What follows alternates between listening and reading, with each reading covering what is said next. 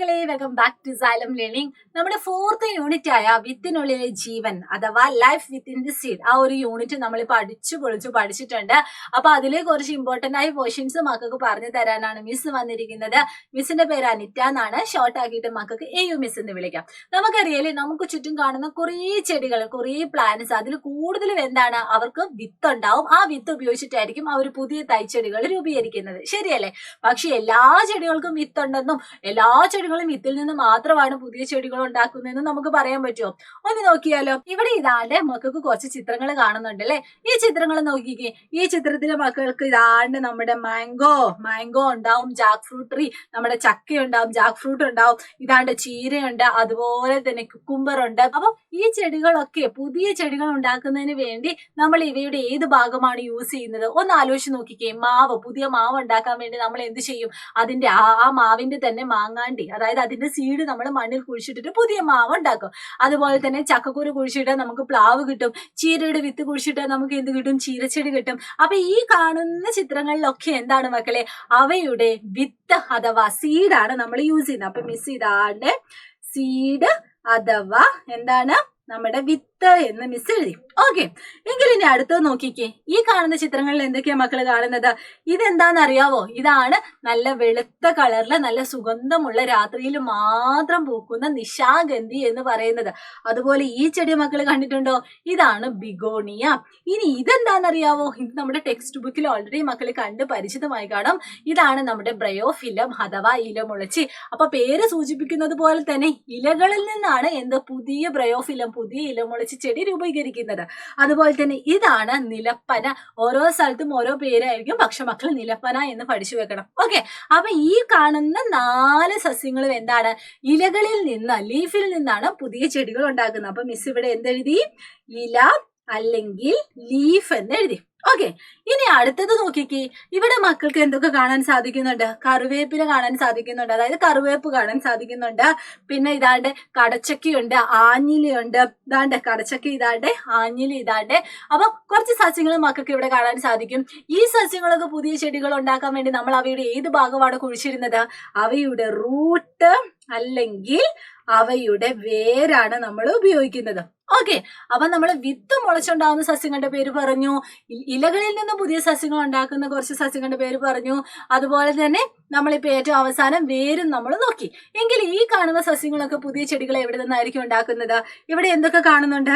ഇതാണ്ട് നമ്മുടെ കുരുമുളക് കാണുന്നുണ്ട്, നമ്മുടെ ഹൈബിസ്കസ് ചെമ്പരത്തി ഉണ്ട്, ഇതെന്താ നമ്മുടെ കരിമ്പുണ്ട്, ഷുഗർ കെയിൻ ഉണ്ട്, ഇതെന്താണ് നമ്മുടെ റോസാ ചെടി ഉണ്ട് അല്ലെ? അപ്പൊ ഒരു റോസയ്ക്കൊക്കെ വിത്തുണ്ടോ?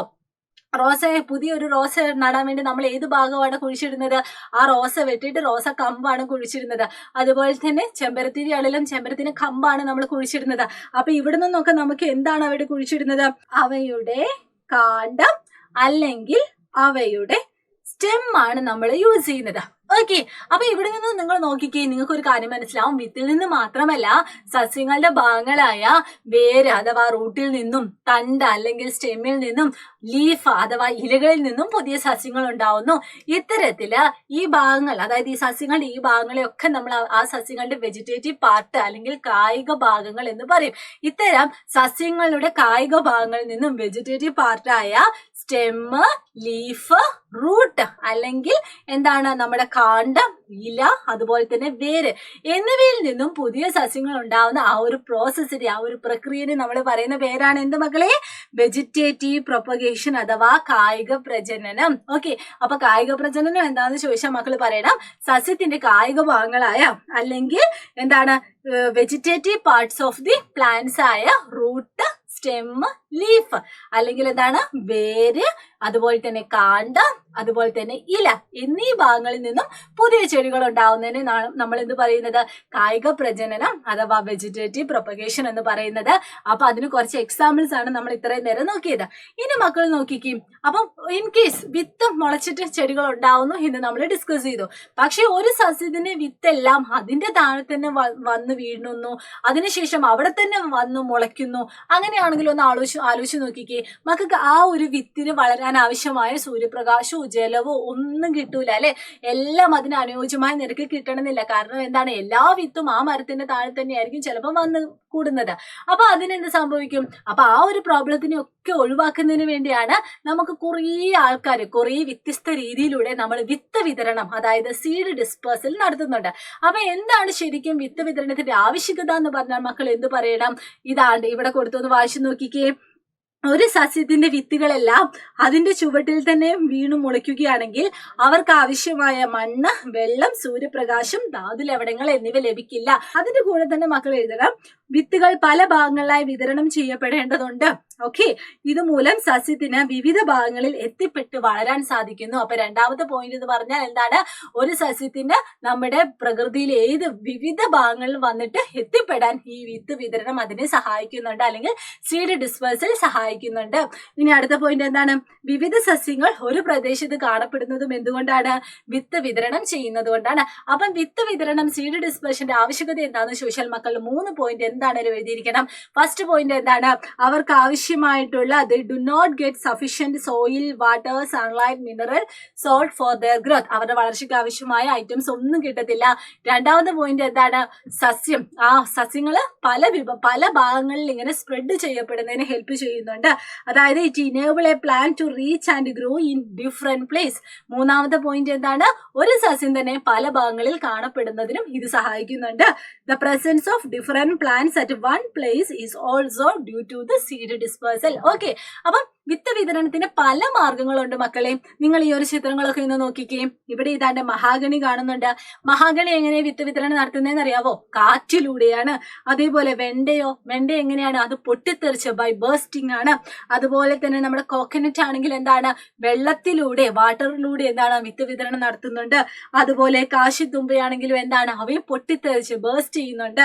ഇനി അതേസമയം അത്തിപ്പഴം തിന്നുന്ന പക്ഷി, അതെങ്ങനെയാണ്? അത്തിപ്പഴത്തിന്റെ ആ വിത്ത് പക്ഷി ഇങ്ങനെ കഴിക്കുമ്പോൾ പക്ഷിയുടെ വയറ്റിലാവുകയും പിന്നീട് പക്ഷി എവിടെയാണോ പോയി കാഷ്ടിക്കുന്നത് ആ കാഷ്ടത്തോടൊപ്പം വിത്ത് വന്ന് ആ സ്ഥലത്ത് വീണ് പിന്നീട് അത് മുളയ്ക്കുകയും ചെയ്യുന്നത്. അതായത് ജന്തുക്കൾ വഴിയും എന്താണ്? വിത്ത് വിതരണം നടത്തുന്നുണ്ട്. അപ്പം വിത്ത് വിതരണത്തിന്റെ വിവിധ മാർഗങ്ങൾ ഏതൊക്കെയാണെന്ന് ചോദിച്ചാൽ മക്കൾ പറയണം. ത്രൂ വാട്ടർ ആൻഡ് വിൻഡ്, അതായത് വെള്ളത്തിലൂടെയും കാറ്റിലൂടെയും. ബൈ ആനിമൽസ് ആൻഡ് ബേർഡ്സ്, ജന്തുക്കളിലൂടെയുണ്ട്. ബൈ ബേസ്റ്റിംഗ്, പൊട്ടിത്തെറിച്ചാണ്. അപ്പൊ അതിന് കുറച്ച് എക്സാമ്പിൾസും അതിനെ സഹായിക്കുന്ന കുറച്ച് അനുകൂലനങ്ങളുമാണ് മക്കൾ ഈ ടേബിളിൽ കാണുന്നത്. ഇത് മക്കൾ ഉറപ്പായിട്ടും പഠിച്ചിരിക്കണം കേട്ടോ. അപ്പൊ ആദ്യം എന്താണ്? ത്രൂ വിൻഡ്, കാറ്റിലൂടെ ഇങ്ങനെ നടത്തുന്ന അല്ലെങ്കിൽ കാറ്റിലൂടെ വിത്ത് വിതരണം ചെയ്യുന്ന എക്സാമ്പിൾസ് എന്തൊക്കെയാണ്? പാപ്പസ്, മഹാഗണി, അപ്പൂപ്പന്താടിയും മഹാഗണിയാണ്. അതിനെ സഹായിക്കുന്ന അഡാപ്റ്റേഷൻസ് എന്തൊക്കെയാണെന്ന് ചോദിച്ചാൽ അവയുടെ ലൈറ്റ് സീഡ്, ഭാരക്കുറവ് ഉണ്ടാവുന്നു, ഹെയർ ലൈക്ക് പാർട്സ് ഉണ്ടാവുന്നു, അതുപോലെ മുടി പോലെയുള്ള നല്ല ഹെയർ ലൈക്ക് പാർട്സ് ഉണ്ട്, അത് അവർ ഇങ്ങനെ പാറി നടക്കാൻ അതിനെ ഹെൽപ്പ് ചെയ്യുന്നുണ്ട്. ഇനി ആനിമൽസിലൂടെ ആണെങ്കിൽ എന്താണ്? Ficus, Jack tree, guava tree, നമ്മുടെ കവുങ്ങുണ്ട്, ജാക്ക് ട്രീ, നമ്മുടെ എന്താണ് പേരമരം ഉണ്ട്, ചക്ക നമ്മുടെ പ്ലാവുണ്ട്. അതൊക്കെ എന്താണ്? ഇതൊക്കെ എങ്ങനെയാണ് മക്കളെ? ജന്തുക്കളിലൂടെയാണ് പോകുന്നത്. അപ്പൊ അതിന് സഹായിക്കുന്നതാണ് അതിന്റെ ഫ്ലഷി ഫ്രൂട്ട്. അതിന്റെ ആ വിത്ത് നമുക്കറിയാം, ആ വിത്ത് ഇങ്ങനെ മറിച്ചുകൊണ്ട് ഇപ്പൊ മാമ്പഴമൊക്കെ എന്താണ്? മാങ്ങേന്റെ ആ ഒരു വിത്തിന്റെ പുറംഭാഗം എന്താണ്? നല്ല മാംസലമായ ഭാഗമാണ്. അതുപോലെ തന്നെ ഗമ്മിൻ സീഡ്, ചെറിയ പശ ഉണ്ടാവും, പിന്നെ പോയിന്റഡ് ടിപ്സും ഉണ്ടാവും. ഇനി വാട്ടറിലൂടെ പോകുന്ന എക്സാമ്പിൾ ആണ് കോക്കനട്ട് എന്ന് പറയുന്നത്. അതിന്റെ പ്രത്യേകത എന്താണെന്ന് ചോദിച്ചാൽ വെള്ളത്തിൽ പൊങ്ങിക്കിടക്കാൻ അതിനെ സഹായിക്കുന്നുണ്ട്. കുറച്ച് നാള് വെള്ളത്തിൽ കിടന്നാലും അത് ചീഞ്ഞു പോകാൻ അതിന് പറ്റത്തില്ല. കുറെ കാലം കിടന്നാലും ഓട്ടോമാറ്റിക്കലി അത് ചീഞ്ഞു പോകും. പക്ഷെ കുറച്ച് കാലമൊക്കെ അത് ചെയ്യാതെ അതിന് പിടിച്ചു നിൽക്കാനുള്ള കഴിവുണ്ട്. ഇനി അടുത്തതാണ് പൊട്ടിത്തെറിച്ച്. എക്സാമ്പിൾ ആണ് ലേഡീസ് ഫിംഗറും ബാൽസും, കാശിത്തുമ്പയും നമ്മുടെ വെണ്ടയുമാണ്. അതിനെ ഹെൽപ്പ് ചെയ്യുന്ന അതിന്റെ അഡാപ്റ്റേഷൻ എന്ന് പറയുന്ന ഹാവ് പോട്ട്സ് ഉണ്ട്. അതുപോലെ തന്നെ വിത്തുകൾ ഇങ്ങനെ പുറത്തേക്ക് ഇങ്ങനെ തെറിച്ചു പോകാനുള്ള ഒരു കഴിവുണ്ട്. അപ്പൊ നമ്മുടെ ഒരു യൂണിറ്റിലെ പ്രധാനപ്പെട്ട ഒരു ഭാഗം തന്നെയാണ് മക്കളെ ഇത്. ഇതിൽ നിങ്ങളിപ്പോ ലാസ്റ്റ് പഠിച്ചിരിക്കുന്ന ഈ ഒരു ടേബിൾ മസ്റ്റ് ആയിട്ട് പഠിച്ചിരിക്കണം. അറ്റ്ലീസ്റ്റ് 3 എക്സാമ്പിളും ഓരോ രീതിയുടെയും അതിന് സഹായിക്കുന്ന അനുകൂലനങ്ങളും ഷുവർ ക്വസ്റ്റ്യൻസ് ആണ് മക്കളെ. അപ്പം ഈ ഒരു ക്ലാസ് എല്ലാവർക്കും ഇഷ്ടപ്പെട്ടു, എല്ലാവർക്കും ഉപകാരപ്രദമായെന്ന് വിശ്വസിക്കുന്നു. അപ്പൊ ഇതുപോലെ അടുത്ത ക്ലാസ്സിൽ മിസ്സിന് അടുത്ത ദിവസം വരാം. Bye bye.